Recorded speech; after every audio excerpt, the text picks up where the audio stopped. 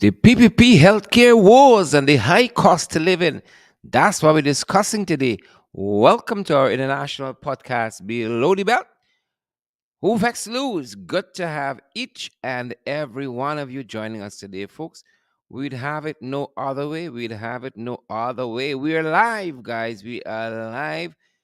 Welcome to our international podcast.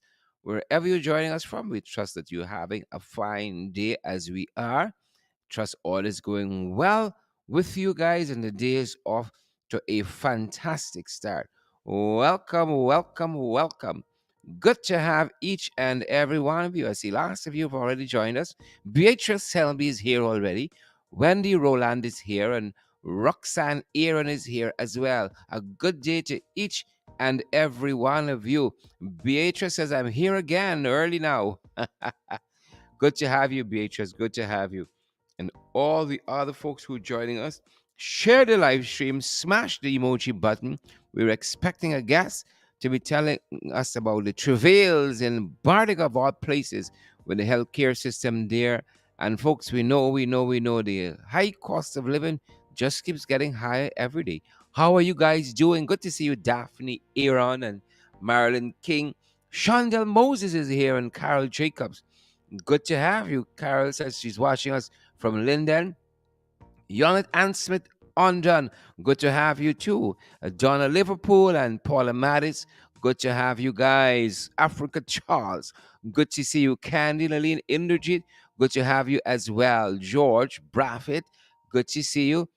Erwin Don Cook and Jelly Abrams and Myrna Monroe, guys. Good to see the hundreds of you. George Braffett watching us from Aberdeen, Maryland. Good to see you, uh, my brother. Good to see you. Good to see you, George, from Aberdeen, Maryland. Oh, sounds very, very, very exotic. That name, Aberdeen, sounds exotic indeed. Vashti Magnot says, take care of your throat, my brother. We gotta do what we gotta do. Urban Dawn Cook, good to see you guys there. Hope you're reading us loud and clear from your end. Loud and clear. That's how we hope you guys are reading us. How are you folks doing out there today, Vashti? How are you guys doing out there? Good to see you. Whether you're joining us from Aberdeen, Maryland, like George Braffett or like Vashti Magnot, you're joining us from Waterloo, Canada. We trust that you folks are great. You are fired up for this week ahead and you are ready to go, guys. We'd have it no other way. What's happening with the economy here, guys? What is happening? Lord have mercy.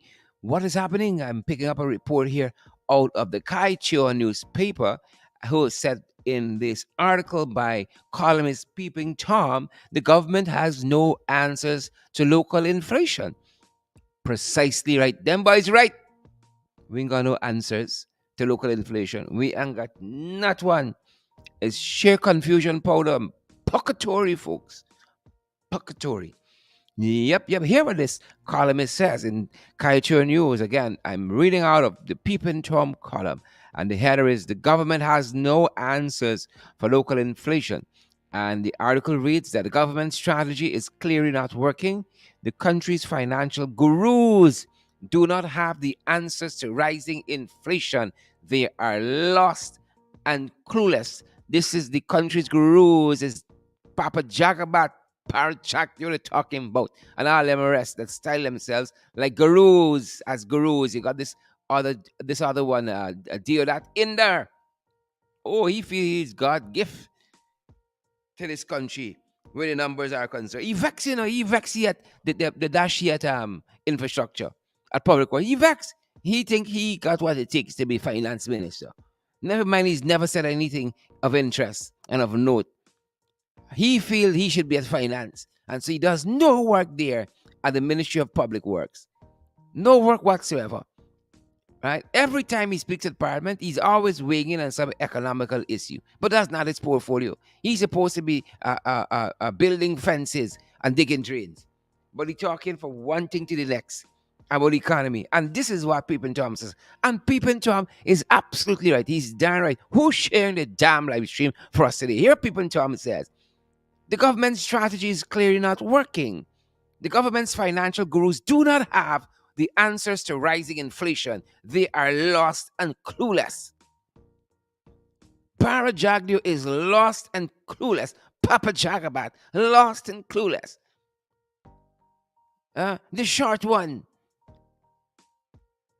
Dr. Ashni Singh, lost and clueless. Short and clueless. Short on solutions and clueless. Each and every one of them. You got Kaulasar, who is back in the government, doing God what knows. God knows what. Same thing. Doing God knows what. And then you have the other one, who was the third finance minister? Ashni Singh and Jack Dio, all of them pack out in one government, earning salaries on the false pretenses. And then this Jagabat Jack Dio is about to go to somewhere there, I think he's heading to Region 2, on a series of lie meetings. Series of lies. You promised one thing, you did not deliver. Now you're going to say somebody else's fault. Listen to hear if he takes any responsibility. Soon Catfish out of the country, he got to be holding a set of press conferences, palavering himself around the place. The man should already be out to pasture, as Comrade Ramjitan always says. And here now is the columnist, Peeping Tom, saying they are lost and clueless. The whole pack of them should pack their bags and go. Lost and clueless. The column goes on to read, local inflation is not all imported. And Peeping Tom is right. Plantain sky high. We don't import plantain. Come on, somebody. We don't import plantain, people. And here is Peeping Tom making the insightful commentary that local inflation is not all important. But when you listen to these lost and clueless people, they're trying to give you the impression as though it is imported. Every goddamn thing is imported. So that's what Peeping Tom is saying. It is not imported. There has been an unquestionable increase in local food prices by farmers. And this is according to Peeping Tom. The prices of vegetables and fruits ought not to have been subject to the high increases which are being experienced by customers. These are not imported items, but everyone is cashing in on the crisis. Everyone other than fixed wage earners. You have some public servants listening today. Fixed wage earners. Everybody is cashing in on the crisis. It's only the rest of it. The fixed wage earners. And so again, here is the independent newspapers, Kaichur News, and the respected journalists, columnists, making the point that all local inflation is not imported. Do that in there, you hear that? But instead of meaningful solutions, do that building a massive big house, mansion. They're in Region 3. The guys say it's touching almost the skyline. I think you call it such monstrosities, skyscrapers. Just come into government. 2 years in, already building a massive big house. They got time with you? Fixed wage earners? No. They don't have no time with you. Confusion powder. And Peeping Tom again, I have to say, is right. These were the financial gurus. You can't talk numbers with Papa Jagabat. He got a plaster for every sore. But how the economy looking for you? And if you listen to Shorter Balls, Ashley Singh in the National Assembly, he styles himself as a gift to this country. He styles himself as being better than Papa Jagabat. And if you listen to Indar, you think they know what they're doing. But if all of them are so bright, how come we are where we there in the economy? How come things tight? Who's sharing the damn live stream for us today? And who can smash the emoji button so other folks get the valid and credible information, guys? These guys think you're playing. Share the live stream. Smash the emoji button. And we're coming around to the healthcare. I'm coming down, folks. I'm coming down. I'm coming around there. To the healthcare woes. I hope you attack some folks in Bartica, especially the regional health hospital there in Bartica. They're killing people in this country, you know. They're killing people. Negligence, malpractice, you name it. You're killing people. If you go to the hospital for 2 Panadol, if you fall asleep when you wake up, you got to check for your foot. Check for your hand. They misdiagnose, they chop your ears off. That's it.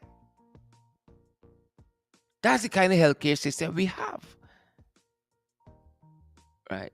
If I get COVID, y'all left me home. I'm begging y'all. Don't carry me by the morgue there at Liliendale.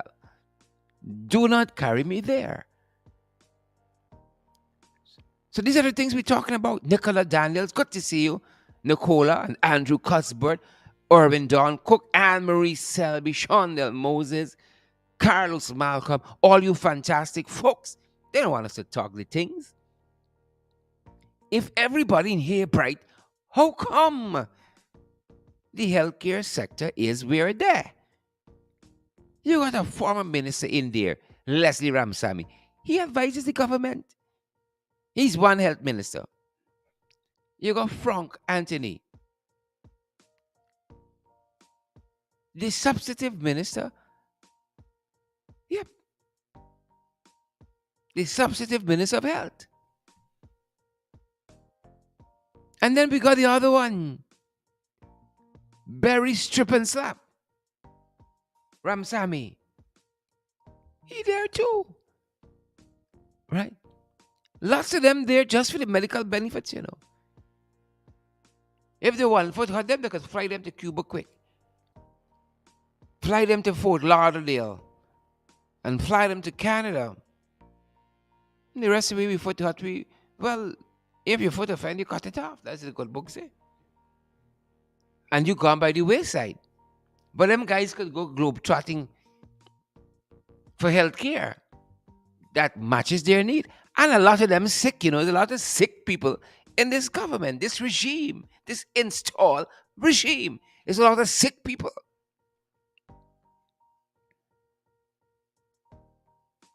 A lot of sick people. But hear our cry, O Lord. Attend unto our prayers. From the ends of the earth will we cry unto thee. Because with these high prices, with the high cost of living, our hearts are overwhelmed.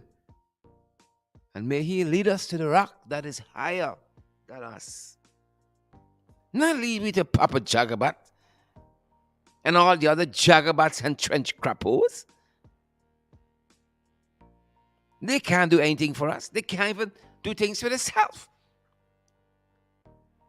The rice farmers are crying out, both in Region 2 and in Region 6. They're crying out for help, but them boys say they ain't got time. They don't have the time and they ain't got the energy. As a matter of fact, some very, very startling revelations we picked up because the AG has said he ain't got time with them. Government is not going to intervene to price control. According to a report we are about to publish, we will not intervene. That's what he's reported as saying. Right? That they have a hands-off policy. They're not going to try to regulate. Right? As a matter of fact, he's quoted as saying that the market must regulate these things. And so there is no respite, there is no shade coming, there is no shelter for the rice farmers based on the monies that they want for the paddy. They get and they got what they wanted out of the rice farmers and out of the sugar workers, and now they've fallen by the wayside. They find, I don't need y'all again. I don't even need the sector. Once oil pumping, and you know these guys love to pump. Once oil is pumping, they happy. Every face got a smile as long as you're pumping. You all know Papa Jagbat. He loves to pump, pump, baby, pump. Pump out everything. He's never most happy than when he's pumping.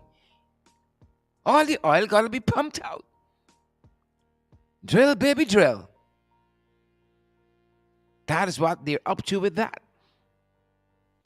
But when it comes to the real hard solutions, help us, Lord. They are nowhere to be seen. They are nowhere to be seen. So Irfan is off jet setting someplace. No doubt the First Lady's off jet setting someplace as well. Very fashionably put together, albeit. Irfan is heading back to Dubai on some conference, while there is they are lumbering, exactly the word I'm looking for, from one crisis to the next. And so the Jagabat is going to be on an outreach to region 2. You know, there's where they got all the problems. The flooding in the Pomeroon and the discontent. Oh, it's the season of discontent. The season of discontent. So that's going to be happening. He going to go palaver himself, talk a whole set of nonsense, and people can still leave hungry at the end of the day. Folks who are helping us to share the podcast, and who is going to help us? Who's going to be so brave and courageous as to smash the emoji button? Hundreds of you are listening to us, and guys, the things we could do together. Oh, we could bring some order in this chaos that we call a country. If we could only work together. You helping me, me helping you, together. Taking back this country. Oh, y'all know. Oh, vex. We were going someplace up until a few months ago. We were heading someplace. We were on a trajectory upward. Oh, but then the installers arrived. I forget them, you know. Chatterjee and Lynch and the other busybody one who has now been recalled.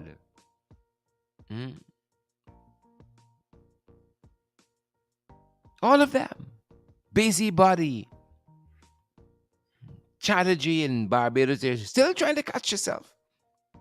God don't like ugly. No. He ain't like ugly. Right. He ain't like ugly at all. At all. We gotta do what we gotta do, folks. Whole pack of nonsense happening. And then we got the travails. We got the trials and the travails of people who entering into the healthcare system. Things done tight on one front, you know. Done tight on one front. And then we got the trials and the travails of the healthcare sector.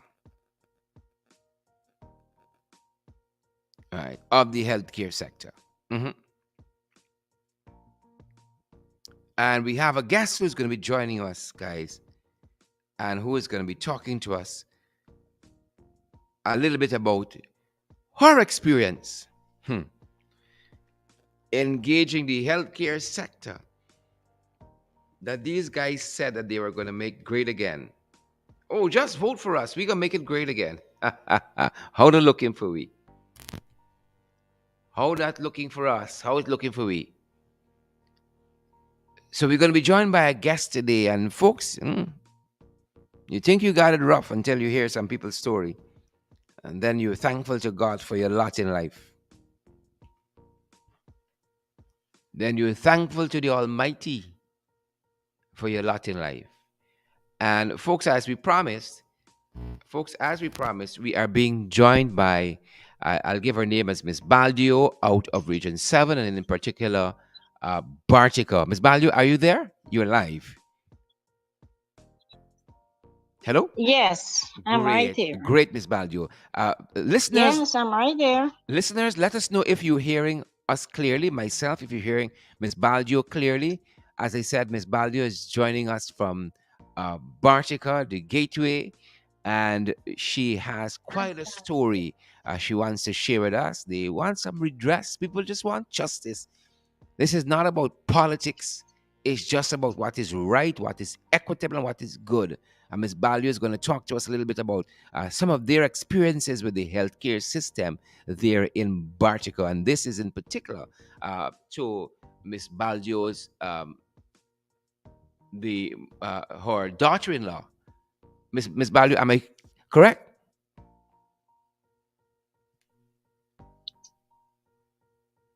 Is the mother-in-law you speaking with? Yes. Yeah. Correct. So it's in relation to your daughter-in-law, right? My daughter, yeah, my daughter-in-law. Great. So Miss Balio, Okay, tell my us. story is Yes. about, Go right ahead. yeah, Go right ahead. Tell us about your story. okay. Wednesday, the 9th of this month here, my daughter-in-law started to get some nip pain and she went to the Bartica hospital. And she see a gynecologist at the Bartica hospital, and the gynecologist told her that it's not nothing to worry about. It's just a little bit turning pain, baby. He or her positioning herself because her time is drawing near. The Mm-hmm. 10th, that was the Thursday, she went back to clinic because she's on every week clinic. She went back to clinic. Everything was fine with baby until Wednesday, the 16th, when she take in, and we rush her to the Bartica hospital at 8:45. She rushed to the emerging department. A doctor and a nurse were there. Mm-hmm. They check her vital, get her baby heartbeat and everything. They leave with her and carry her upstairs to the maternity ward. The nurse at the maternity ward turned and said, from the time she collect the clinic card, she said, we all bring this young lady here. What is clinic card doing here? Mm-hmm. And the nurse started to row. And then she said, call Sagala. Dr. Sagala never reached at the Bartica hospital after 9. When he come after 9, he told me that, Mom, you cannot be in the room. I stepped out. He went into the labor room, and then he come out and he tell me, he said, Mom, your daughter have to go to town immediately. It's an urgent situation she's in right now. So I said, Doc, explain to me. Mm-hmm. He said that how she have to go down because he's not finding no heartbeat, and baby already start pissing up in her. So My words was to Dr. Sagala, and he said because the reason for this is because his theater is down and is under repair. The Dr. theater Sagala look after my daughter-in-law. It's under repair. in Bartica. Dr. Sagala looking after, yes, in Bartico. Dr. Sagala looking after my daughter-in-law. Every week she go to clinic. You know she's a high risk. You know your teeth is under repair. Why didn't you give her a referral to Georgetown? He did Exactly. not. When I go for talk to Dr. Sagali, he said, pat me on my shoulder and said, Mom, don't panic. Pray and trust and hope God for the best and walk out the hospital and go back home. My daughter-in-law never leave from Bartica. Minutes to 12.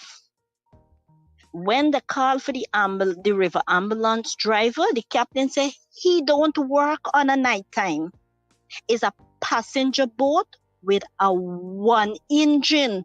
Take my daughter-in-law from Bartica to Purico, and they never reach Purico after 1. Mm-hmm, mm-hmm. When they reach the Georgetown Hospital, my daughter-in-law never come out of the theater 2 minutes after 4 the morning. Mm-hmm. And we asked myself and my son and Steve Lake asked for a meeting with Dr. Sagala. He refused to have a meeting with us. Wow. I want to know if this is a doctor that make a oath towards his patient. How many more patients have to feel this suffering, go through this suffering, and live with a scar? Myself is a living example. A day like today, I could have a 4-year-old son watching he run around and play Mm-hmm.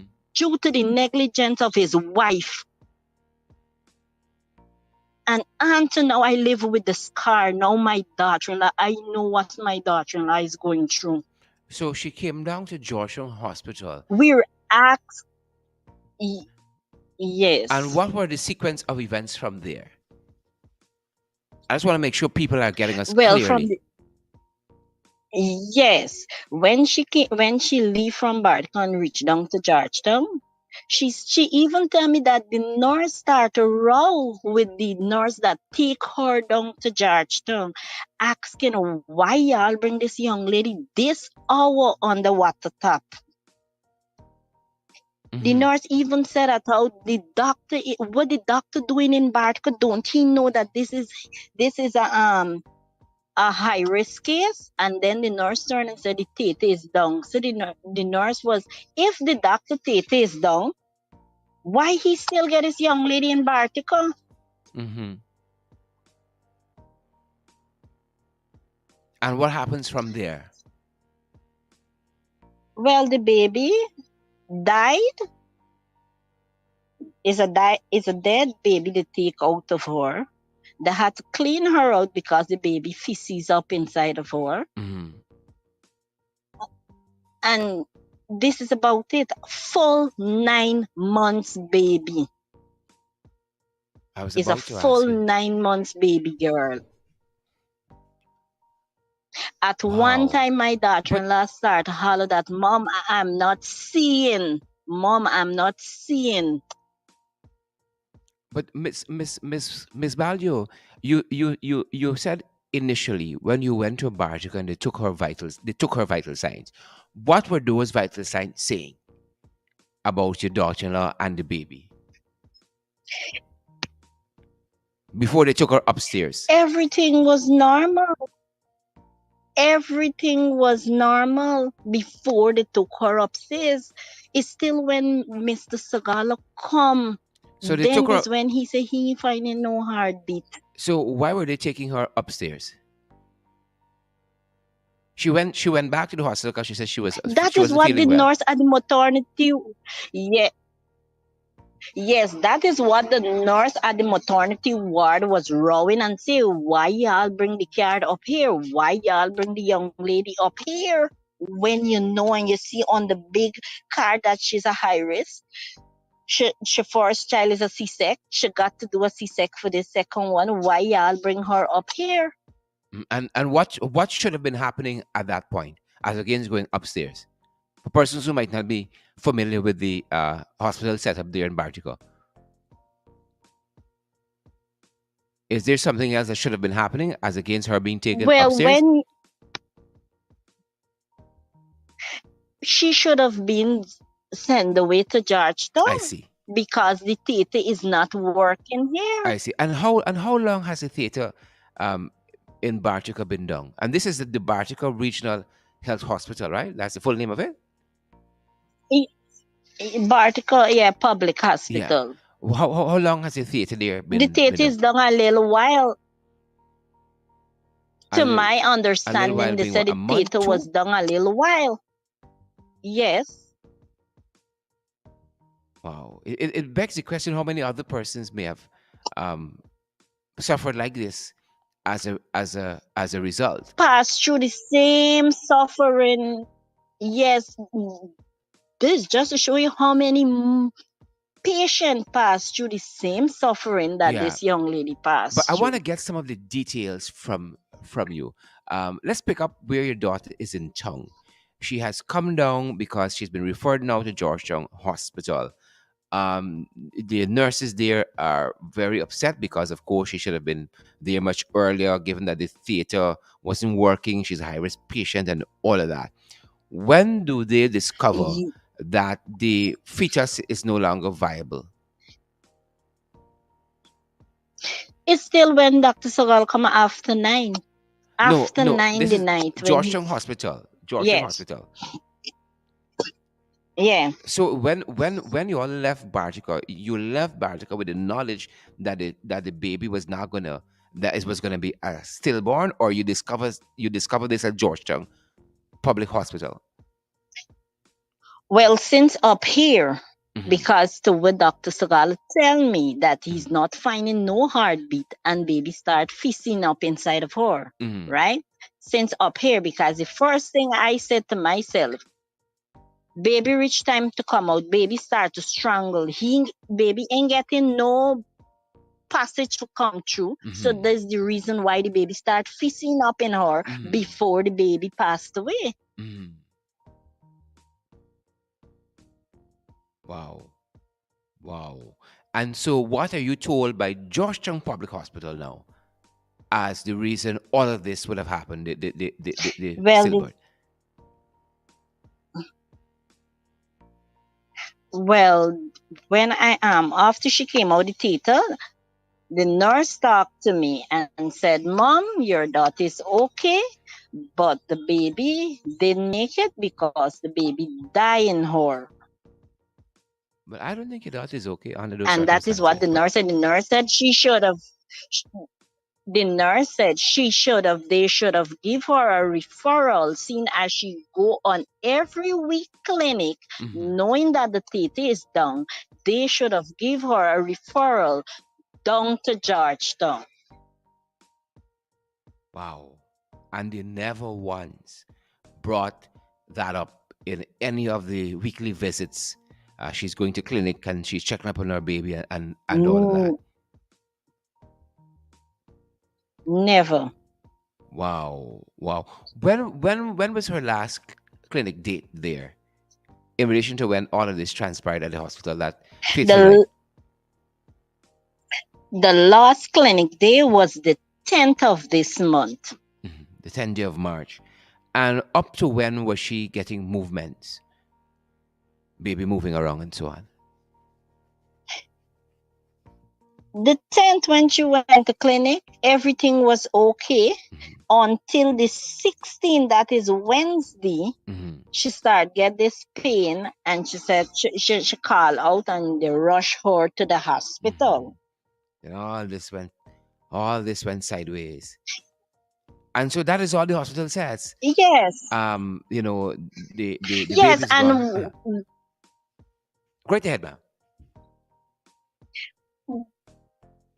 I didn't hear you No, there. I said go right ahead. You are about to say something. Yes, all of this is what I'm saying. Dr. Sagala is really unreasonable and is really rude. As a doctor, and you have a patient like this, Mhm. just to leave and go back home in your warm bed. What I am saying, I would like the ministry to look into this matter. Dr. Sagala and his wife need to be removed. Put doctors that care for the patient and competent doctors, not doctors who don't care. Mhm. I feel your pain, ma'am. I do. I This is feel your what we pain. need. So Joshua Hospital And tells if you you and if you go right ahead. yes. And if you go to the hospital now, if we have one Guyanese doctor working there, we had a whole lot. All the rest is Cubans. All the rest. I'm assuming you have a language barrier issue too there. Yes, And so Georgetown Hospital just tells you that your what would going to be one of your grandson, I think it is, um, granddaughter. your granddaughter has died in your daughter, and that's it. That's all the nurse said, that the baby is a stillborn, the baby died in her and feces. So they had to clean her out and everything. Yeah, but I mean, a 9 month old, child doesn't just die in the mother on a daily basis, and nothing is at fault. That's not a natural occurrence, and that is it. No investigation. No, we will look into this, and we're gonna call you back. And Nothing until now. That is why I'm asking the ministry to look into this, because as far as we trying to push, forget a one-on-one with Dr. Sagala, we're getting a negative vibes from him, mhm. and he's talking a whole different story.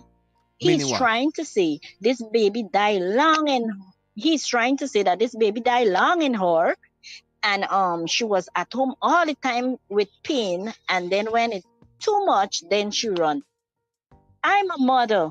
I know what baby pain is, and I think no woman with the good sense would get in baby pain and just their home lie down.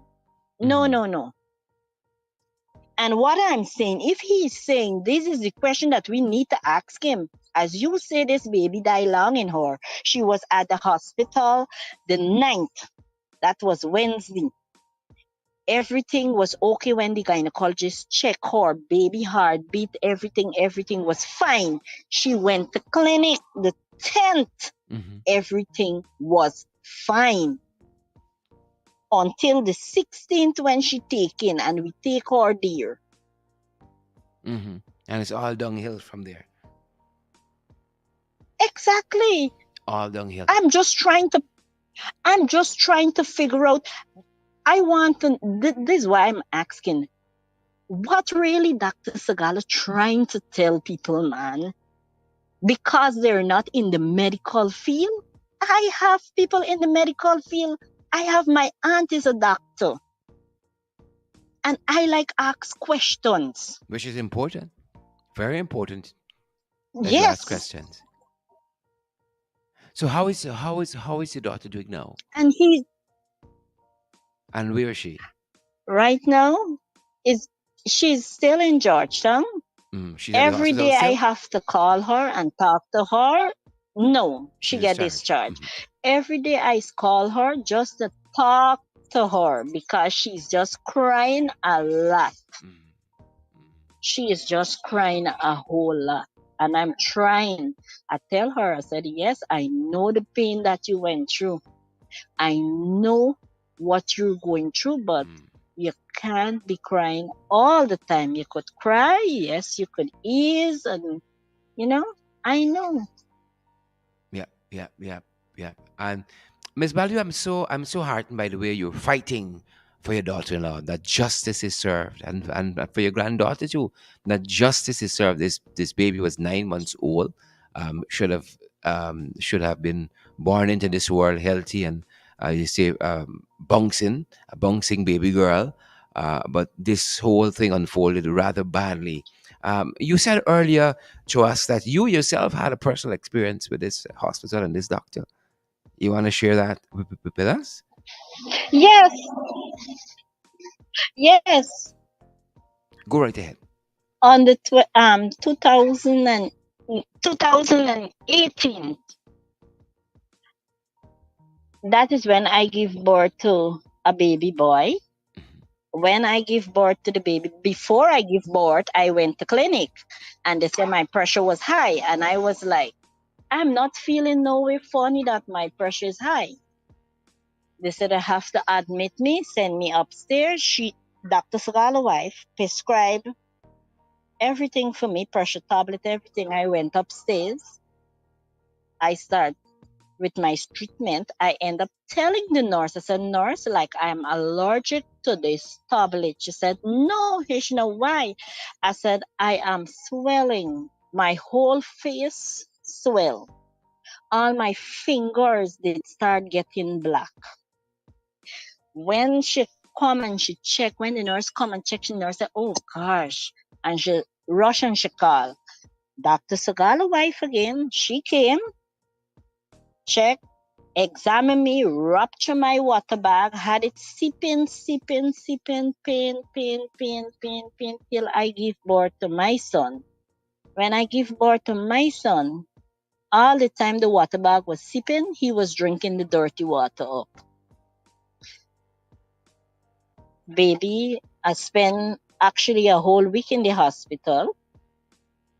My baby started to pee blood. That's when I called the nurse attention. I said, nurse, look, my baby pee here. Watch on the napkin. This look like blood. The nurse said, yes. She called over the doctor, come, check. When they checked, they say his RBS was fluctuating. Hmm. So I asked, I plead, I said, nurse, doc, if y'all don't know what y'all about, please, I'm asking you for a referral to Georgetown. They said, no, baby's going to be fine. The pediatrician wasn't in. When the pediatrician do come in, and the pediatrician come upstairs and see my baby, he pull off a little blood sample, they find dengue, and he get a infection. They start to treat this baby. Eventually now, my baby tummy started to swell up. I didn't get in milk to give my baby because of the frustration and the milk didn't come in. So they Understandable. asked me to buy a milk, yes, the milk for the baby, and they would make it and give him. So they make and they give him. Eventually, now my baby can't defecate. The baby belly swell high, high up in the air and can't defecate. When they do get to find out, baby can't defecate. The pediatrician turned and said, sweetheart, I won't keep you more longer here with your baby. I will refer you down to Georgetown. When I reach down to Georgetown, there is where I understand that is the dirty water that the baby drink up and the old dengue that he get from me because I had a dengue and like he get it from me. Mhm. But The doctor said there is not they're gonna try the best to see what they could do. So they try with baby, admit baby. When I look at my baby, sometimes I guys don't want to think about it because when I look at my baby, he was like a spider. This touch up, this touch up. Mhm, When mhm, all of this could avoid, mhm. they never like vomit my baby or try to pump the little dirty water as so long from 6 o'clock. You rupture my water bag and had it sipping all the time. My Lord. I stood there at Georgetown. I held my baby in my hand and watched my baby draw the last breath, that is when the machine stopped read. So I know what my daughter-in-law is going through. Mm-hmm. And if he didn't die, he would have been 4 year. I would have watching my 4-year-old running around. Mm-hmm. Mm-hmm. Who feels it knows. Who feels it knows. You know, quite an interesting story, Yes. and you know, what has in hindsight the hospital may have said to you, in the case of your daughter-in-law, such a sad story all around. What did have they communicated officially to you guys? What was the cause of death of your granddaughter? Have they diagnosed anything? Well, they always. Well, that is what I'm waiting on. I tell my son to take out the picture of the where they gonna with the cause of death. Remember, there's write up a chart to tell Hmm. you. Take out the picture and send it to me. Yes. Hmm. So that hasn't that they haven't given a cause of death as yet, or they've done that. Yes, they write it. Josh. Yeah, my son said it's on the paper that the doctor give you in Georgetown. So I asked him to take it out and send it to me. And to be honest, deep down within me, I know what they're going to put there, and it is not a doubt. What is your The suspicion? first thing they're gonna hustle for say, the first thing that they're gonna hustle for say is that she's trouble with diabetics, and first one that she have is one that she have, and that will cause the baby to die. But I find out all about this. Sh- I asked her, I said, baby, you're diabetic? She said, no. She said, when she conceived, this is where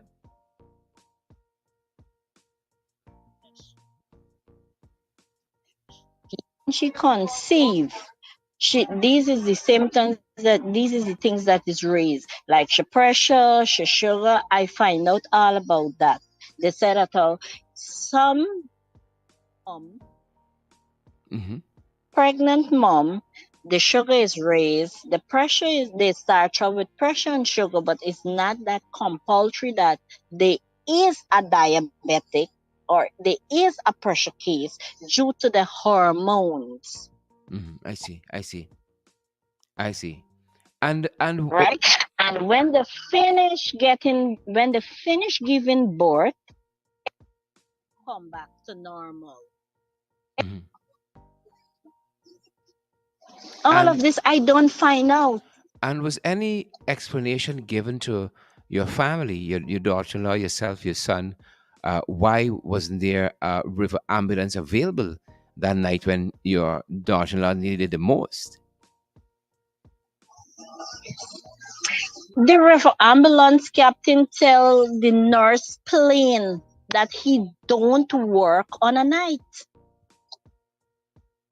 This is the next thing. Why get a captain, a river ambulance captain, Oh, but the ambulance don't work nighttime. working Wow.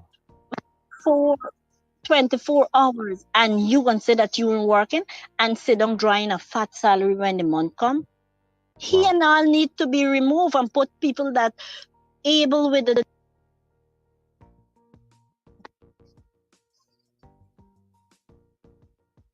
Very interesting, ma'am. Very interesting. And again, you're calling on the authorities to do their investigation and find out what really happened to your baby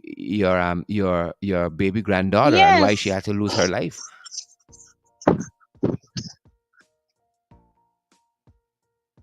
I think that's essentially Yes, what you said that you're is asking what for. I'm asking. Yes, that is what I'm asking for. They start doing an investigation because it's quite a l- patient out there that go through the same suffering. Because when we put it on the media, then you see how many patients went through the same suffering. When I check at one time, a young lady said, recently she sister went through it right from Bartica Hospital. Wow. Wow. Wow. Wow. Folks, you heard it. You heard it from Miss Baldio herself. And ma'am, I want to thank you for such courage under the circumstances and coming and share the story of your daughter-in-law and your son with us and the ordeal that they're going through as a family. You guys as a family are going through. You yourself haven't gone through a bit already, and now yet again, your family is tossed into all of this. I really want to thank you for that courage, for talking to us on our podcast Below the Belt here. Yes, you're welcome. Thank you very much. All right, ma'am. Your family is going to be in our thoughts and prayers at this end. Thanks for sharing your story with us. Yes, Gerard. Thank you. Folks, that's Miss Baldio out of Region 7, Bartica in particular, and that's their story. That's their story. And you know what is shocking? That these stories multiply over and over and over and over on the ground, over and over again. And we're going to try to be talking to as many persons as we possibly can, folks. We want to ask you guys to share the live stream, to smash the emoji button, so other people get a chance to come into contact with the information and the people who need it the most. Right? Maybe you got other pregnant mothers in Bartica who don't even know the dating working. Right? Maybe somebody will come in contact with information who say, girl, you better start packing a bag to head to Georgetown because the theater ain't working there. That's the thing that's incredible, that here's this young woman going to clinic there all the time, and she's never told that the theater here ain't working. High risk patient, and she's never told that. She's never told that. We haven't embellished any part of the story. You heard it from Miss Baldio herself. This is a situation that included her daughter-in-law, who lost her granddaughter. And of course, the family is upset. The daughter is grieving, is traumatized by the whole situation, right? But it's sad that in the system, you're just perhaps a number on paper. And it seems that we have lost our humanity.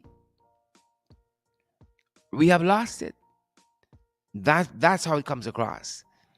And we're so callous and uncaring, it's just somebody else. It's just somebody else. Another face, another number, another person in the system. And the damage that has been done to this young lady is now irreparable. The emotional trauma on the entire family, who at 9 months was expecting, you know, a baby girl. The little bundle of joy, a mother is already fully bonded with a child at 9 months. You're just waiting to see what this child gonna look like.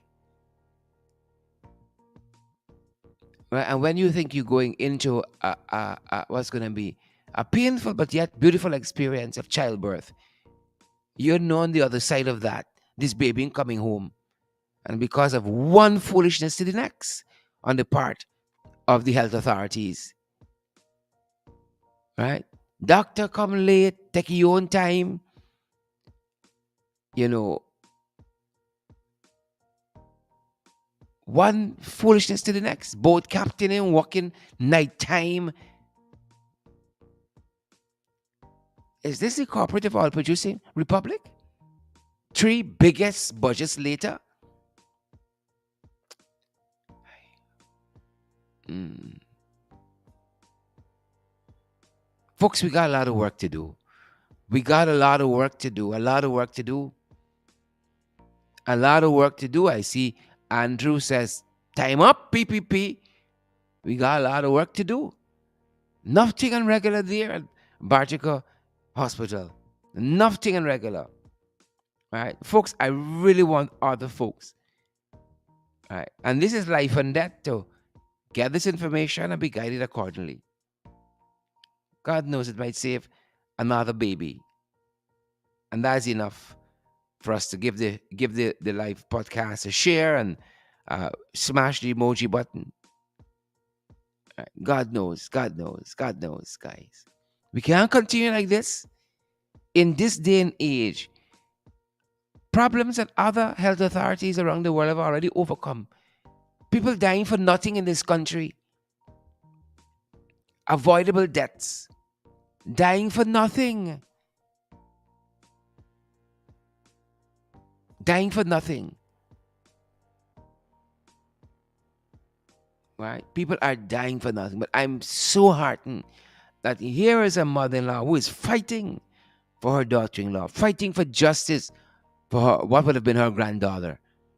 Right? And I told you guys, we got to fight for our kids. Ain't nobody else going to fight for them if you don't fight for them. Right? You got to fight for your kids. If you're losing them and you're fighting for them, imagine if you're just doing nothing at all. Right? And we even get to talk about the issue with the school child that has been lashed to his head at New Silver City Secondary School and has a fractured skull. We have the time to talk about that. From one school to the next, it seems to be violence, or violence, depends on which school you went to, is the order of the day. That seems to be the order of the day. Somebody offend your feelings, you pick up a 2x4 and you lash them in the head. You stab them in the back. Right? And we're just coming out of talking about and bringing awareness to what happened there at the, what you call it, the Golden Grove Secondary School. And I'm going to have someone join us quite soon and talk to us about what perhaps is happening in our school system on a deeper level, on a sociological level, and try to bring some guidance. Because something is happening if our young people feel, if you're 15 and 16, 17, and you feel as though you can't get redressed to any grievance you might have, valid or otherwise. So you got to take matters into your own hand and you're going to pick up a wood and lash somebody in the head to the point where the skull fracture, or lash somebody in the head, period. And you think that's okay. Something wrong with that. Something wrong with that. Guys, we got such a far way to go. I ain't gonna lie to you all. We got a far way to go. And we need your help. We need your help to get to meet our monthly expenditures head on. That is incurred with doing these programs, getting the valid and credible information that we have. We love doing it. We have a passion for bringing this information to you guys, for bringing these stories to you guys. And we hope that more of you can come on board and help us to meet our monthly obligation to getting this done. You'd be shocked what it costs us to do 17 programs per week, 3 programs per day by 5 days. FYI in the mornings, we on in the middays, we on in the evenings. That's 15 in 5 days. And then we have the 2 podcasts on the weekend. 17 programs, as easy as that. 68 programs per week, per month. 816 per year. We love it. We love doing the work for you guys. But it costs us something. And that's why we're asking you guys to come on board. Find a way to come on board and partner with us. We got a whole host of platforms just for your convenience. Like the Cash App, it's a $ in the ring 592. That's our Cash App handle. The $ in the ring 592. No amount is too large, no amount is too small. We got Zelle, we got PayPal. Both are the same email address, Zelle and PayPal. In the ring 592 at gmail.com. In the ring 592 at gmail.com. And then we got MMG, that's a local Guyanese Cash App. Our number there is 627-6963. And we're available via MoneyGram and via Western Union. And guys, if you need any guidance, you can contact us on that very, very MMG number. WhatsApp us there for any guidance that you need. We want to keep on keeping on, being out front and doing what we got to do on behalf of you folks. We love it. We love it, but it costs us something. And we're hoping that you guys can come. And that's what you guys have been doing. You guys have been bracing us. And we hope you continue to do so. Find a way to come and partner with us so we can continue to grow from strength to strength. It's been a privilege being here with you today, guys. That's our time. Stay safe, Andrew Cuthbert and Glensis Mingo Born, Patricia Kisu and JG and Glensis Mingo, Burn Again and Yolanda and Rhonda Lane. All of you fantastic folks. All of you fantastic guys. Margaret Nelson, stay safe out there. We're going to see you guys back in a couple of hours in the ring, folks. In the ring. Let's fight. We're going to see you guys back at 8. Thanks for joining us for our international podcast, Below the Belt. Who vex lose? Who vex, folks? It's been a privilege being here with you. Stay safe, guys. Stay safe. That's our time. Share the live stream before you go. Smash that emoji button. It's going to do the world of good for us. Stay safe, guys.